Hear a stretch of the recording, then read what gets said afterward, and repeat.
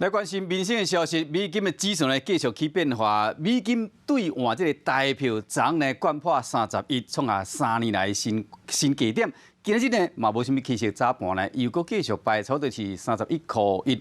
专家推测讲啦，依照这款的情形，美国联准会不管升3码还是4码，台湾一定会对你升利息，因为通货膨胀压力之大，嘛已经互咱台湾人今年前7个月经常性这薪水出现6年来头一摆负成长，薪水根本就无够开。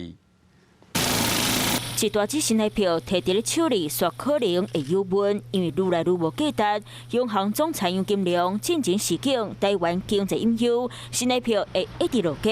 顶摆出现小外价点，是伫咧2019年8月，煞咧伫咧今年1月，冲起咧到1块美金换27.607新台票去封，毋过煞咧到14号超过31块，15号早盘继续变薄，下早超伫咧31块以震动。面对联准会鹰派，可能升息3码到4码。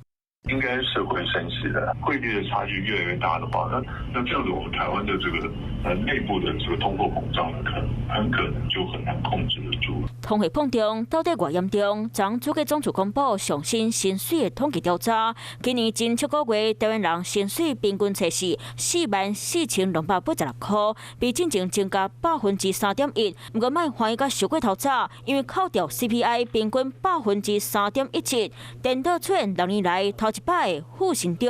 剔除物价因素之后，实质经常性薪资年减0.07%。薪资增加的幅度呢，其实也还没有达到这么高的水准。薪资呢，目前是负成长的哈，那这个很明显的就是被这个通膨给吃掉。商品的价销愈来愈贵，通货膨胀压力哪来哪悬，台美利差争差又大，新台票超过31块，这恐惊也是正常的现象。Hello， 大家好，我是乃瑜，要教给大家2个任务。第一个，华视新闻的脸书专页，你按赞了吗？还有华视新闻的 YouTube 频道，赶紧订阅起来，还要记得按赞，开启小铃铛哦。